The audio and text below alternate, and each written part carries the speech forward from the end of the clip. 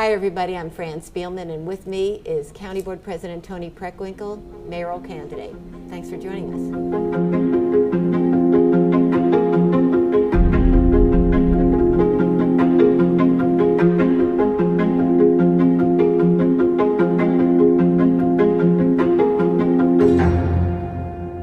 What's so wrong about it, do you think? Well, I don't see any reason why a member of the City Council should be so intimately involved in the operations of one of the departments, especially since it seems to be on behalf of someone who was a friend of his and a vendor of the city. Will you get rid of him as chairman of judicial slate making? You're also the chairman of the Democratic Party. Yes. You will? Yes. So you want him out as finance chairman and as head of judicial slate making? Yes. Why? Are you concerned that he's horse trading judgeships for something? I think it's the appearance of impropriety that's inappropriate. Okay, so then why not give the money back? I'm grateful for the contributions that I've received. It's unclear whether or not he will be charged and found guilty. If he is, I'll return the money. Okay, but not before then? Isn't No. it tainted money anyway? No, there have been no charges against him, formal charges. There are allegations of bad behavior on the part of the Department of Aviation. And those allegations, I'm sure, will play out in the courts. Who's going to be your finance chairman if you get elected mayor? My finance chairman is Chuck Bernardini. He's a former colleague in the city. No, I'm talking about in the city council. Oh, I thought you meant on my forgot. political side. You forgot. I thought you said on the political side. No, that's unclear to me. To be determined. Okay, and are you going to cut the number of committees? Those are things that I haven't addressed as yet. I'm focused on trying to run for the office before I look at how we need to modify the structure of the city council. How about cutting the size of the city council? That's been talked about for years. Cut it in half. Well, you know, one of the things I enjoyed about being alderman was the close relationship I had with my constituents. Each alderman is kind of the mayor of a small town of 50 to 60,000 people. They hold you accountable for the safety of their streets and the quality of their schools, not to mention potholes and streetlights. And I think having a constituency that's relatively small like that is really good for the people of the city. It provides them with a close connection to their elected official. And most of our residents know their alderman and the mayor before they know any other elected officials. All right, now you say you're a reformer and you pride yourself on that, and yet you once had Tony Resco as your finance chairman. You're a friend of Ed Burke's. He holds fundraisers for you. You stand by Joe Berrios. Is that the record of a reformer? Well, first of all, I got elected in 1991 by beating the machine. When I was in the city council, I was one of the 3 co-founders of the Progressive Caucus. I was the sponsor of every single living wage and affordable housing ordinance that came before the body in 19 years. In my 8 years as president of the county, I've worked on expanding access to health care and criminal justice reform. That's a progressive record that I'll put up against anyone's. Okay, but do you regret any of the ties that you've had with Berrios and Resco and all that? Well, first of all, Tony Resco wasn't my finance chair. He was a member of my finance committee. Okay. And let me just say, you know, the assessor had some real challenges. I was deeply troubled by the Tribune story about faulty assessments, unfair assessments. And I brought the assessor in. I said, look, we have to figure out if this is true, and if it's true, we have to fix it. We asked the Civic Consulting Alliance, our pro bono consultant, to bring in a national expert to look at the assessment instrument. And they determined that the Tribune was right. There were equity issues. And they laid out a plan to fix it. And the assessor agreed to that plan. So I pointed out that we had some challenges. He agreed to a review. Upon review, he agreed to an implementation plan to fix it, and I supported him because I needed him to fix it. But he also had a history of employing family members. I mean, that's old school politics. Why And did you put up with that? I've been very public about the fact that I don't think it's appropriate to hire members of your family, and when there were ever any conflicts between the assessor and our ethics office, I always sided with the ethics office. All right, Mayor Emanuel laid out a pension plan this week. $10 billion borrowing to bridge us from to the revenue that he says we need from casinos if we get it, legalized marijuana. He wants to put the casino on Port District land. He wants a constitutional amendment that would get rid of the pension protection clause. How do you feel about all that? Well, I think we should have a casino in Chicago. And Where? I think Where? to be determined. Do you like the Port District site? I think we should look carefully at the most appropriate location. But I think we need a casino in Chicago, and the revenue from the casino should go to support our pension system. I have spoken long ago about legalizing marijuana. I think the revenue from legalizing marijuana also should go to pensions. You know, this latest pension proposal, this bond proposal, frankly, I have to have my financial people look at that. We're at the end of a long bull market, and it's unclear to me whether this is the appropriate time to be doing this. But he says... And just a second, let me finish. And I think it's really important that we keep our promises to our workers. So if the proposal on the table is to abrogate the commitments that we've made to our workers around their pension plans, there's no way I could support that. Okay, so you're not going to support that. What is your plan for the $1 billion spike in pension payments? It's going to hit you right in the face if you're elected. Well, let me just say, local governments need to be better supported by the state, and the fiscal challenges that the state has had for several decades have precluded them from doing that. So, first of all, we need progressive revenue at the state level, a progressive income tax, and I've been a strong supporter of that for a long time. And that would give us revenue not only to support local unit of government. That's so many years away, well, if it happens. Well, let me talk about the things that we need to do. One is progressive revenue. So that's the first thing. The second thing is we need to look at the revenue that we have. A third of our property taxes go into TIF districts. A third of our property taxes.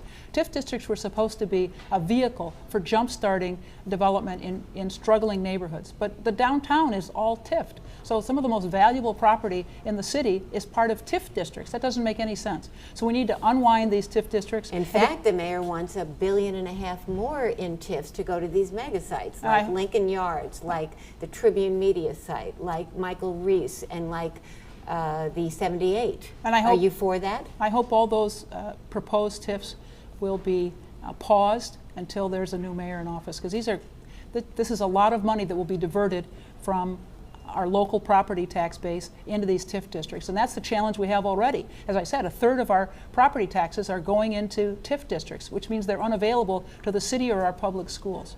So you're calling on the mayor to cease and desist on these mega projects in terms of the $1.5 billion. His people are saying, seize the day right now. These projects are ready to go. They need the infrastructure. Let's go. I'm sure they say that. That's not my position.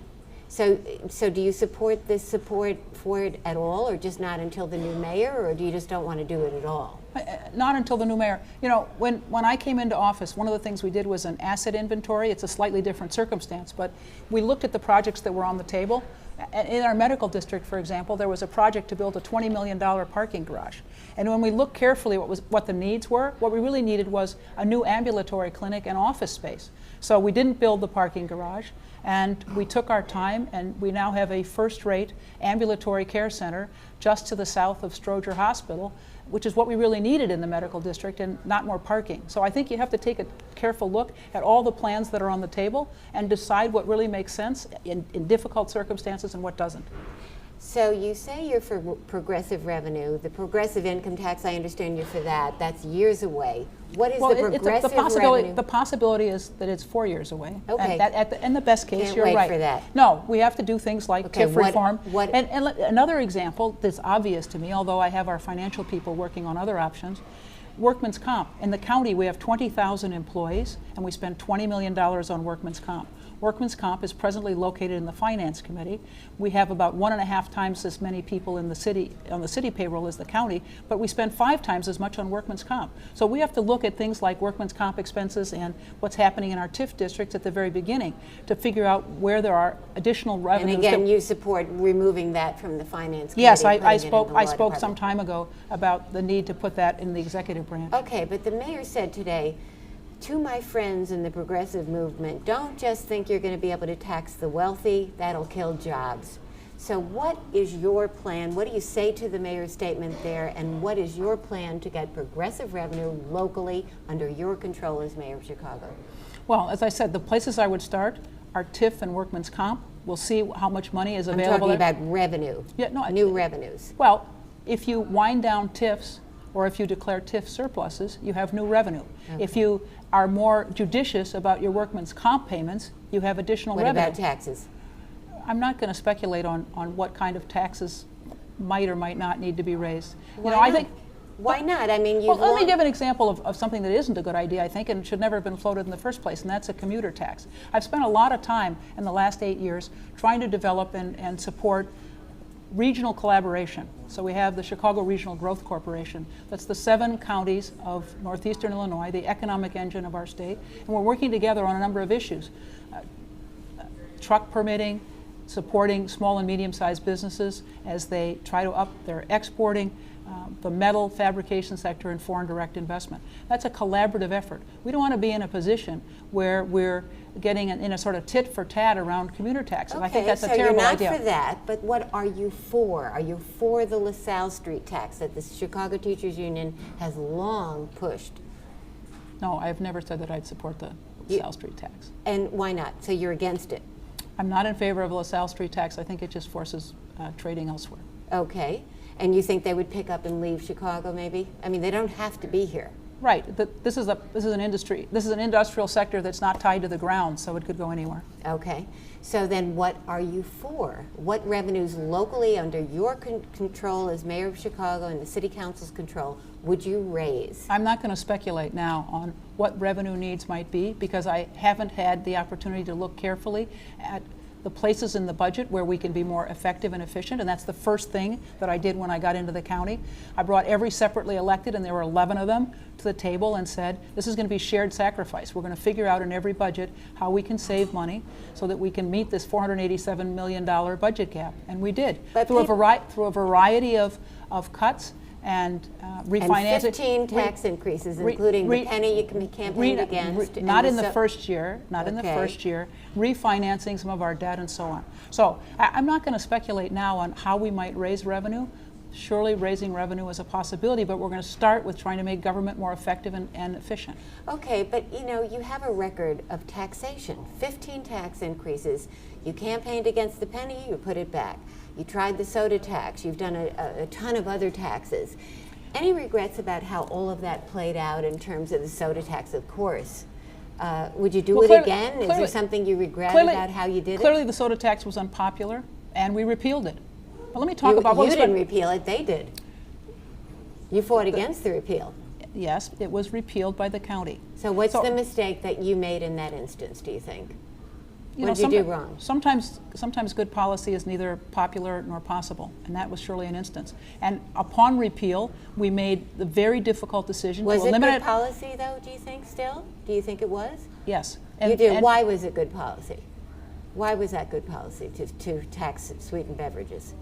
Half of our budget goes to health care, and our health care professionals were adamant that this was a good idea, that the impact that sweetened beverages had on the general health, diabetes, heart disease, obesity of our population made it a good public policy decision. But however, it was not popular with the public, and it was repealed. And we went on in the budget in 2017 to eliminate 1,000 positions and to make the other cuts that were required to balance the budget. Will you try it again at the city? No, we balanced the budget. No, we balanced the budget every year. We made difficult decisions. We have never raised in the county property taxes in the 8 years that I've been in office. Never raised property taxes. We raised the sales tax a penny in order to meet our pension obligations, and we now have a better financial rating, bond rating, than either the city or the state. And we have contributed over the last 3 years $1 billion into our pension fund to make it stable and not pass on our indebtedness, our pension liabilities to our children and grandchildren.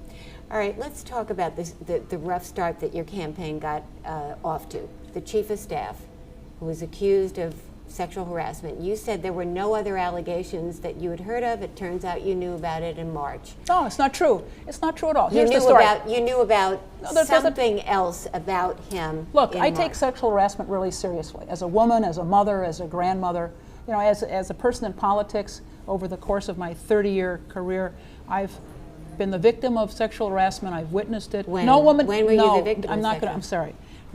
I'm not going to talk about the particular instance, but let me just say, in March, I was presented with a rumor that was unsubstantiated, and despite our best efforts, no one came forward, no victim, no witness. Okay, wait, what did you do in March? What did you do in March to investigate the first instance? I asked the staff person who brought the rumor to go back and see if there was substance to it. It was unsubstantiated. In September, when we got an allegation of bad behavior that was substantiated, my chief of staff was fired in 2 days. Well, but why didn't you have, instead of having your staff do it and your political operation do it, why not have the Human Resources Department handle it in March? In neither of these instances did any of this have to do with the conduct of my chief of staff as a county employee. So you handled it in a political way. It had to do with allegations about his conduct on his own personal time. And when the allegations were unsubstantiated, I didn't act on them. I don't act on rumors. I don't know about you, I act on evidence. And when I had evidence in September of inappropriate conduct, I fired him in 2 days. But why weren't you more forthright with the press on the day you announced your campaign for mayor when they asked you, did you know about anything else about them? You said no. There's a difference between rumors and Well, substantiated then why didn't you allegations. say that? Why didn't you say, I've heard some rumors, I tried to check them out, but I wasn't able to? You weren't forthright. No, you know, I don't spread rumors, I don't start rumors, and I think it's inappropriate for anybody to do that, especially in my position. However, when people present me with substantiated allegations, I responded immediately. In retrospect, do you think you might have done something different? I don't respond to a rumor. I respond to Do you wish substantiated. you'd handled? You No, know, you you know what? second-guess yourself You know what? ever? You know what? I don't know about you, but people have made up things about me in my political career. One of the things was that in my days as alderman, that my husband was a developer. Now, it happened at the time that he was a primary school teacher, but it didn't matter. There were people who believed that my husband was a developer and our family was getting rich as a result of the redevelopment of my ward. Anybody can say anything about you as a rumor. What you have to respond to are things that are substantiated, and that's what I did. Let's talk about your security chief. He says he was a sacrificial lamb. The car that you are driven around in is found in a ditch. It's not the car I'm driven around in. It was his vehicle. Okay. The car I drive around in is a Suburban. That's a Tahoe. Okay. And actually, I'm rarely, if ever, in that vehicle. All right, And well, other anyway, members, all right, other members. so- Just a second. Other members of my staff have reported that actually that's not a vehicle I've ever been in. So. Okay. His car then is found abandoned, tires slashed off the side of the road, looked like a staged thing according to the Inspector General, campaign materials in the car. 2 years ago this happened. What did you do to investigate 2 years ago? The matter was reported to the Office of the Inspector General, and we awaited their report. When the report came out, I asked for a review by our Department of Homeland Security, which had previously housed our detail, and then also the Forest Preserve District, where my detail is presently housed. They came back with a review that questioned some of the management and operations of the detail, and at that point we parted company with the leader of my detail. There was a leadership change. 2 years. Did it take 2 years? I mean, if you I don't- weren't when you a matter- worried about that?